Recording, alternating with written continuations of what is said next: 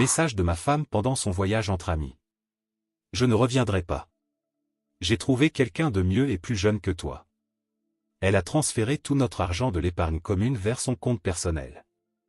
J'ai juste répondu, bonne chance. Le lendemain matin, quand elle a vérifié le solde.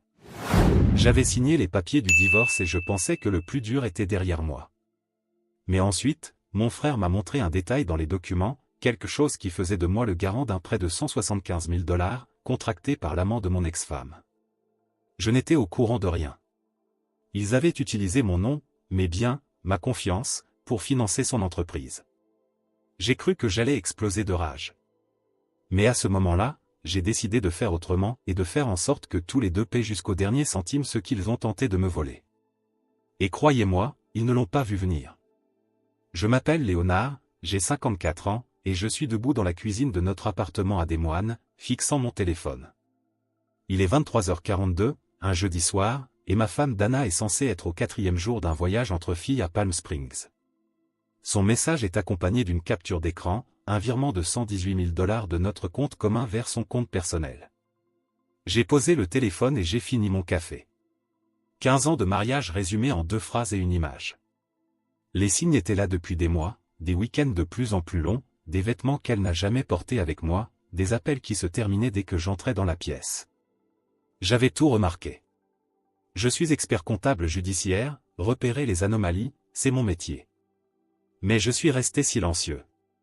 Peut-être que c'était ma première erreur, ou peut-être que c'était d'épouser quelqu'un qui pensait que mon travail se limitait à des tableurs ennuyeux.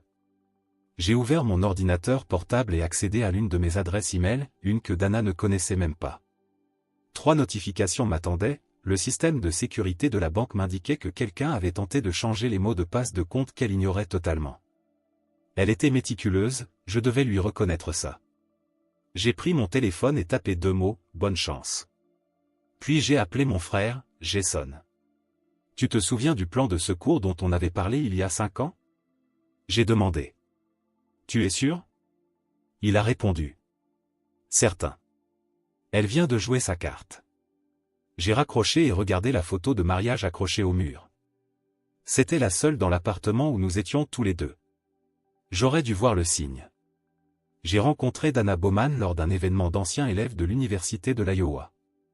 J'avais 38 ans, fraîchement divorcé après un premier mariage éclair, et je me concentrais à 100% sur le développement de mon cabinet d'expertise comptable judiciaire.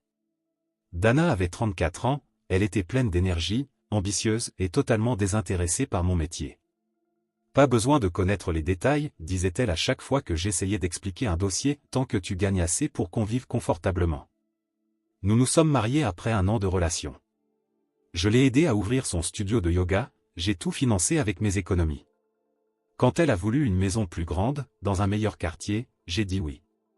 Quand elle a voulu des voitures de luxe et des voyages coûteux, j'ai signé les chèques. Un jour, mon père m'a mis en garde alors qu'on réparait la terrasse de sa maison. Il a posé son marteau et m'a dit. Fils, je remarque que ta femme dépense beaucoup de ton argent. Assure-toi simplement qu'elle apprécie les efforts que tu fais pour le gagner. À l'époque, j'ai ignoré son conseil. Mais ces mots sont restés. 6 ans après le mariage, j'ai commencé à restructurer mes avoirs, toujours dans la légalité, juste pour me protéger. J'ai créé 2 sociétés à responsabilité limitée, constitué des fonds, investi dans des crypto-monnaies et ouvert des comptes à l'étranger pour des clients internationaux. Dana ne connaissait que notre compte commun et notre livret d'épargne. Rien d'autre. Je l'ai regardée plonger dans le monde des influenceuses fitness. Son nombre d'abonnés Instagram a explosé, elle a commencé à voyager avec son groupe de bien-être d'abord le temps d'un week-end, puis pendant des semaines entières. Tu ne t'y plairais pas, disait-elle, c'est juste des discussions de yoga et de jus de tox. À Noël dernier, elle a oublié mon anniversaire.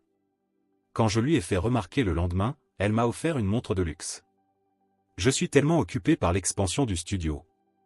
J'ai accepté le cadeau, mais cette nuit-là, j'ai finalisé les papiers de mon plan de secours. Les signes étaient là depuis longtemps. Je refusais juste de voir le tableau complet. Le lendemain matin de son message, je me suis levé tôt et j'ai fait du café. Même quand tout s'écroule, les habitudes ont la vie dure. J'ai ouvert mon système de gestion financière, conçu pour mon cabinet, mais adapté à un usage personnel. En quelques clics, j'ai activé le protocole d'urgence que Jason et moi avions mis en place des années plus tôt. D'abord, j'ai gelé tous nos comptes communs et nos cartes de crédit. Ensuite, j'ai signalé le transfert des 118 000 $ comme suspect, en utilisant mes contacts à la banque pour accélérer le processus. J'ai envoyé des documents à mon avocat, prouvant la mauvaise gestion financière de Dana, et lui ai demandé d'initier la procédure de divorce immédiatement. J'ai appelé ma mère. Dana m'a quitté, elle a pris tout l'argent et a mis mes affaires dans un garde-meuble, tout ça en prétendant être en vacances. Ma mère est restée silencieuse un moment. Je suis désolé, Léonard, mais je ne peux pas dire que je sois surprise. Et maintenant, qu'est-ce que tu vas faire? Ce que je me prépare à faire depuis des années, ai-je répondu, protéger ce qui m'appartient. 1 heure plus tard, le nom de Dana s'est affiché sur l'écran de mon téléphone. J'ai rejeté l'appel. Elle a rappelé 10 fois. Puis un message. Qu'est-ce que t'as fait, bordel? L'argent a disparu et mes cartes ne fonctionnent plus. Je n'ai pas répondu. À la place, je suis allé au garde-meuble mentionné dans son message. J'ai utilisé le code qu'elle avait envoyé et j'ai récupéré 2 cartons contenant mes vêtements et mon ordinateur portable. Le reste, photos de famille, livres, souvenirs de mon père, avait disparu. C'est là que quelque chose s'est durci en moi. Il ne s'agissait plus seulement d'argent. C'était 15 années jetées à la poubelle sans la moindre considération. C'était quelqu'un qui pensait pouvoir m'effacer de la vie que j'avais aidé à construire. Je me suis arrêté dans un café et j'ai ouvert mon ordinateur portable, en accédant à des bases de données financières réservées aux enquêteurs agréés. J'ai cherché tout ce que je pouvais sur Trey Harmon, l'influenceur fitness que Dana taguait sur ses photos depuis des mois. Le fameux « quelqu'un de mieux » dont elle avait parlé. Ce que j'ai trouvé a confirmé mes soupçons, la salle de sport de Trey était noyée sous les dettes, 3 cartes de crédit professionnel à découvert, un contrat de location impayé, et, pire encore, Dana avait déjà co-signé un prêt automobile avec lui 2 mois auparavant. J'ai refermé l'ordinateur et suis allé à l'hôtel. Pour la première fois depuis des années, je me suis senti parfaitement clair sur ce que j'avais à faire. Je n'étais plus en colère. J'étais concentré. Le lundi matin, je suis allé au bureau comme si de rien n'était. Ma secrétaire, Valérie, a levé les yeux, surprise. « Léonard ? Je pensais que vous prendriez quelques jours. » Dana a appelé 3 fois, a-t-elle ajouté, elle a dit qu'il y avait un malentendu avec vos comptes et qu'elle devait vous parler de toute urgence. J'ai secoué la tête. Si elle rappelle, dites-lui de contacter mon avocat. Avant midi, Dana était passée des appels téléphoniques à une visite en personne. La réceptionniste m'a prévenu via l'interphone. Votre épouse est ici. Elle insiste beaucoup. J'ai soupiré et suis allé dans le hall. Dana était là, ses lunettes de marque posées sur la tête, tenue de yoga parfaitement assortie. Elle m'a souri, le même sourire qu'elle utilisait depuis 15 ans quand elle voulait obtenir quelque chose. Léonard, il y a eu un énorme malentendu avec la banque, dit-elle à voix haute pour que tout le monde entende, nos comptes sont tous bloqués. Ce n'est pas un malentendu, ai-je répondu à voix basse, tu as transféré de l'argent sans autorisation. La banque a considéré cela comme une fraude. Son sourire a vacillé. C'était notre compte commun. Je suis ta femme. Tu es ma future ex-femme, qui a vidé notre épargne et m'a informé qu'elle avait déménagé et trouvé quelqu'un d'autre. C'est une faute financière grave. Sa voix est devenue un murmure rageur. Tu ne peux pas me faire ça. J'ai signé pour un nouvel appartement, j'ai des engagements avec Trey Harmon. Oui, je suis bien au courant de ces engagements. Son visage est devenu livide. Tu m'enquêtes? Non. Je me protège simplement contre la fraude. Je vais me battre pour mes droits, a-t-elle grogné, j'ai droit à la moitié de tout. Je l'ai regardé droit dans les yeux. La moitié de ce qui se trouve sur ses comptes, certainement. Mais on dirait que tu crois que c'est tout ce qu'il y a. Elle a cligné des yeux, confuse. De quoi tu parles? Tu le découvriras pendant le partage des biens, ai-je répondu, puis je suis retourné dans mon bureau. Cet après-midi-là, j'ai reçu un email de l'avocat fraîchement engagé par Dana, exigeant un accès immédiat à tous mes dossiers financiers, menaçant de révéler des irrégularités supposées dans ma comptabilité si je ne coopérais pas. C'était un mouvement amateur. Une menace sans fondement. J'ai transféré l'email à mon avocat avec une seule phrase, « Continuez comme prévu ». Le soir, Dana avait déjà mobilisé nos amis communs. Mon téléphone s'est rempli de messages me demandant pourquoi j'étais si rancunier et contrôlant. Personne n'a demandé où elle avait passé la dernière semaine. Personne ne voulait savoir avec qui elle était. Personne n'a mentionné l'argent qu'elle avait pris. Je n'ai répondu à aucun message. À la place, je suis allé à la salle de sport. Pas au studio de Dana, ni à la salle luxueuse de Trey. Je suis allé au centre communautaire, là où je m'entraîne depuis des années. J'ai soulevé des poids jusqu'à ce que mes bras ne tiennent plus, puis je suis rentré à l'hôtel. Le piège se refermait, mais pas sur moi. 3 jours plus tard, j'ai reçu un appel de mon avocate. On a trouvé quelque chose d'intéressant, a-t-elle dit. Dana détourne de l'argent du compte commun depuis plus d'1 an. Des virements discrets au début, puis de plus en plus gros. Vers où? Ai-je demandé, bien que je m'en doutais déjà. Plusieurs comptes. Certains vers son épargne personnelle, mais la plupart vers une entreprise enregistrée au nom de Trey Harmon. Près de 80 000 $ au total. Et elle a utilisé notre compte commun comme source. Oui. Cela nous permet d'inclure l'infidélité financière dans la requête de divorce. J'ai remercié et raccroché. Je n'étais pas surpris, mais avoir la confirmation faisait quand même mal. Dana ne s'était pas juste tournée vers un autre homme, elle avait planifié sa fuite depuis plus d'1 an, finançant sa propre évasion et investissant dans les affaires de son nouveau copain avec mon argent. Ce soir-là, j'ai reçu un message d'un numéro inconnu. Tu ferais mieux de laisser tomber. Dana mérite mieux que toi. Ne rends pas les choses pires qu'elles ne le sont. Trey Harmon qui s'en mêlait directement. Intéressant. Le lendemain matin, je suis allé chez mon frère. Jason travaille dans la sécurité informatique, le complément parfait à ma spécialité en finance. Nous avions déjà collaboré sur des dossiers auparavant, mais cette fois, c'était personnel. J'ai besoin de tout ce que tu peux trouver sur Harmon Fitness LLC. Ai-je demandé? Relevé bancaire, prêt, demande de crédit, tout? Jason a levé un sourcil. Par des moyens légaux uniquement, hein? Bien sûr. On ne fait que connecter plus vite des informations publiques que la plupart des gens. 3 heures plus tard, nous avions notre réponse. Trey Harmon n'était pas seulement endetté, il était en train de couler. Les réseaux sociaux montraient du succès, mais son entreprise était en faillite.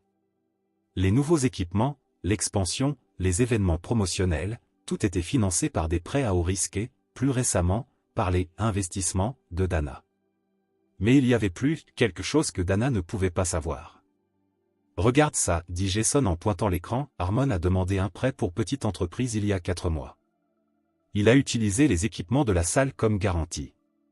C'est assez courant, ai-je répondu. Oui, mais regarde qui a co-signé. Je me suis penché en avant. Le document montrait la signature de Dana sur un prêt de 175 000 $ pour des équipements. Elle a co-signé avant de te quitter, dit Jason à voix basse.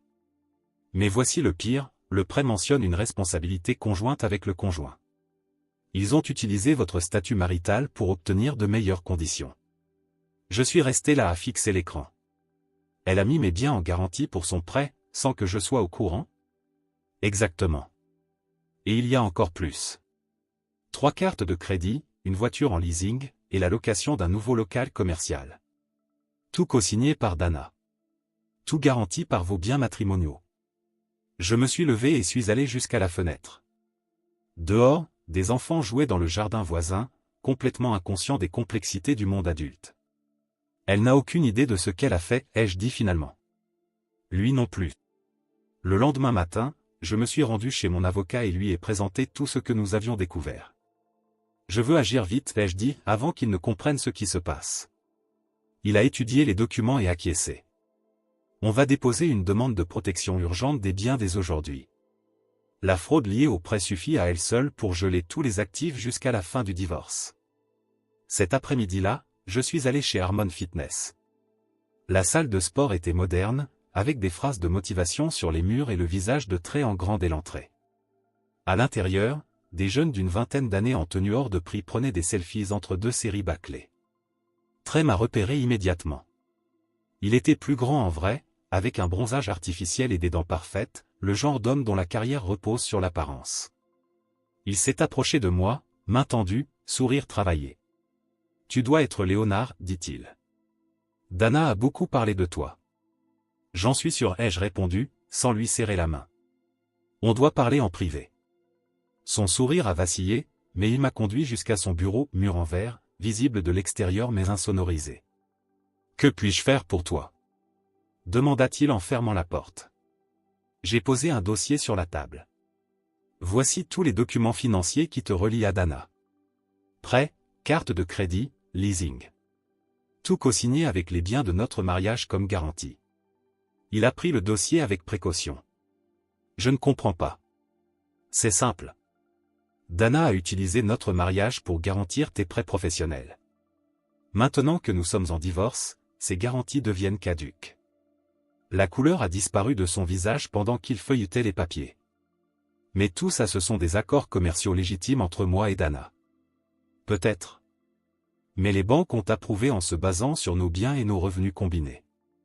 Des biens auxquels elle n'a désormais plus accès. Il referma le dossier. Qu'est-ce que tu veux? Rien de toi. Je pensais simplement que tu devais savoir ce qui t'attend. Les banques vont bientôt réclamer leur argent. Dana m'a dit que t'étais riche, dit-il, la voix plus tendue. Que l'argent n'était pas un problème pour toi. L'argent n'a jamais été le problème, ai-je répondu. C'est la confiance qu'il était. Je me suis levé pour partir, mais je me suis arrêté à la porte. Encore une chose. Quand Dana est partie, elle a emporté quelques objets qui avaient une valeur sentimentale pour moi. Des photos de famille, la montre de mon père, des choses que l'argent ne remplace pas. Il m'a regardé longuement. Je vais voir ce que je peux faire. J'ai secoué la tête et suis parti. Le lendemain, un livreur a laissé une boîte à mon hôtel. À l'intérieur, il y avait les photos manquantes, la montre de mon père et d'autres objets personnels. Aucun mot. Ce même après-midi, mon avocat a confirmé que la protection d'urgence des biens avait été accordée. Tous les biens communs seraient gelés jusqu'à la finalisation du divorce. J'ai accédé à mon système de gestion financière et consulté les alertes. Dana avait tenté d'accéder à notre compte joint gelé 17 fois au cours des dernières 24 heures. Elle avait aussi essayé d'ouvrir une nouvelle ligne de crédit en utilisant notre maison comme garantie. Refusé. Mon téléphone s'est allumé avec son nom de nouveau. Cette fois, j'ai répondu. Qu'est-ce que tu as fait? A-t-elle crié, la voix tremblante. La banque a rappelé tous les prêts de trait. Tous? Ils vont saisir les équipements demain. C'est bien dommage, ai-je répondu calmement. C'est de la vengeance, Léonard. Tu es en train de le ruiner juste pour te venger de moi. Je ne fais rien contre lui. Je me protège simplement d'une fraude. Tu as utilisé notre mariage pour garantir ses prêts sans ma connaissance ni mon consentement. C'est illégal. On peut s'arranger, dit-elle, sa voix soudainement plus douce. Rentre à la maison, on en discute. 15 ans de mariage, et elle pensait encore pouvoir me manipuler aussi facilement. Il n'y a rien à discuter, ai-je répondu. Le divorce ira jusqu'au bout. L'enquête pour fraude aussi. Et Trey va apprendre, de la manière la plus coûteuse possible, ce que diligence raisonnable veut dire.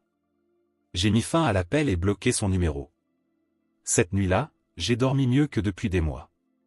3 semaines plus tard, je me suis assis dans une salle de réunion pendant que Dana et son avocate arrivaient pour la médiation ordonnée par le tribunal. Elle avait l'air épuisée, les vêtements de marque et le maquillage impeccable ne pouvaient pas cacher son affliction. Son avocate a été la première à parler. Ma cliente est prête à faire preuve de bonne volonté concernant le partage des biens, malgré les tactiques agressives utilisées jusqu'à présent. Mon avocat a souri poliment. Ravi de l'entendre, car nous avons une mise à jour. Il a glissé un document sur la table. La banque a terminé son enquête pour fraude. Elle a déterminé que Dana a falsifié la signature de Léonard sur plusieurs documents de prêt, utilisant les biens du couple comme garantie à son insu. L'avocate de Dana a feuilleté rapidement le document, devenant pâle. Nous allons avoir besoin de temps pour étudier cela. Bien sûr, dit mon avocat. Mais il est bon de savoir que la banque a déjà transmis le dossier au procureur. Cette réunion n'est qu'une formalité avant que les charges pénales ne soient officialisées. Dana m'a fixé, les yeux écarquillés. Des accusations pénales, Léonard? Tu ne peux pas être sérieux. Je l'ai regardé droit dans les yeux. Ce n'est pas moi qui ai porté plainte, ai-je dit. C'est la banque. C'est ce qui arrive quand on commet une fraude sur des prêts. Son avocate lui a murmuré quelque chose à l'oreille. Dana secoua la tête avec insistance. Si Madame Bowman est disposée à signer notre accord de divorce aujourd'hui, reprit mon avocat, Léonard est prêt à fournir à la banque une déclaration qui pourrait atténuer les conséquences pénales. Il ne portera pas non plus plainte pour le vol des biens personnels ni pour les virements non autorisés du compte commun. J'ai observé pendant que le monde soigneusement construit de Dana s'effondrait. Elle s'attendait à de la colère, de la jalousie, peut-être même des supplications. Ce à quoi elle ne s'attendait pas, ce sont les conséquences. L'accord est généreux, ai-je dit à voix basse. Tu gardes ton studio de yoga, qui a toujours été rentable. Tu gardes ta voiture et tes effets personnels. Pas de pension, et tu assumes la responsabilité des dettes. Et très ? Demanda-t-elle presque en chuchotant. Les problèmes financiers de M. Harmon lui appartiennent, répondit mon avocat. Mais sans les biens de son mari comme garantie, il semblerait que la banque ait déjà entamé la procédure de saisie. Dana a signé les papiers sans discuter davantage. En sortant de la salle de conférence, elle m'a attrapé le bras. Je n'aurais jamais cru que tu réagirais comme ça, dit-elle. Tu acceptais toujours tout en silence. C'était un choix de ma part, ai-je répondu. Tout comme ce que tu as fait était un choix. Et je suis parti, sans me retourner. Un mois plus tard, j'ai quitté l'hôtel et emménagé dans une petite maison près du centre de Des Moines. Rien de luxueux. Une maison de style craftsman, avec une structure solide et quelques réparations à faire. Le genre de projet qui occupe les mains et apaise l'esprit. Par des amis communs, j'ai appris que Dana avait déménagé au Colorado pour recommencer à zéro. Son Instagram montrait des photos de montagnes et des phrases inspirantes sur les nouveaux départs. La salle de sport de Trey avait été vendue à une chaîne nationale, et lui s'était installé à Miami pour développer la marque. Aucun des deux ne parlait de ce qui s'était passé. Les gens n'annoncent que rarement leurs échecs. Mon frère, Jason, est passé un samedi pour m'aider à installer les nouveaux placards de la cuisine. « Tu as eu des nouvelles de Dana ?» demanda-t-il pendant qu'on mesurait les charnières. « Non, ai-je répondu. Et je ne m'attends pas à en avoir. Tu aurais pu tout lui prendre. » Rien qu'avec les accusations de fraude, c'était gagné d'avance. J'ai haussé les épaules. Pourquoi faire ? Elle n'est plus mon problème. On a travaillé en silence pendant un moment. Le rythme de mesurer, couper et assembler créait un état presque méditatif. Je pense prendre un peu de temps pour moi, ai-je dit après un moment. Peut-être aller pêcher un peu à la cabane, dans le Minnesota. Papa aurait adoré ça, répondit Jason. Tu n'y es pas retourné depuis sa mort. Ce soir-là, après le départ de Jason, je me suis assis sur la véranda à l'arrière avec un verre de bourbon. Le quartier était calme, avec pour seul bruit un aboiement occasionnel ou le rire lointain d'un enfant. Bien différent de la communauté huppée où Dana insistait pour vivre. D'une certaine manière, ici, tout semblait plus réel. J'ai repensé aux 15 dernières années. À la façon dont j'avais laissé quelqu'un d'autre définir ma vie. Ma valeur. À tous les signes que j'avais vus mais choisi d'ignorer. Et à comment, le moment venu, j'étais prêt, parce qu'au fond de moi, une partie de moi savait que ce jour finirait par arriver. Je ne me sentais pas victorieux. Ni vengé. Juste libre. Le lendemain matin, j'ai appelé le bureau pour dire que je prenais 2 semaines de congé. Puis j'ai fait mes valises, verrouillé la maison et pris la route vers le nord. Sans itinéraire. Sans attente. Et, pour la première fois depuis des années, sans une liste invisible de rancunes à porter. Commentaire Monsieur Reddit. Quelle histoire incroyable. Ce que j'admire le plus ici, c'est la façon dont il a gardé son sang-froid, même face à la trahison et à la manipulation. Au lieu de répondre avec haine, il a choisi la dignité et la justice. Parfois, la meilleure vengeance, c'est simplement de reprendre sa vie en main et de tourner la page. Et vous, qu'auriez-vous fait à sa place? Dites-moi tout dans les commentaires, j'ai hâte de vous lire. Si vous avez aimé la vidéo, laissez un like et n'oubliez pas de vous abonner à la chaîne pour plus d'histoires et de discussions intrigantes. Et n'oubliez pas d'écouter notre podcast pour plus d'histoires inspirantes comme celle-ci, le lien est dans la description et dans la carte à l'écran. Merci d'avoir regardé et à la prochaine.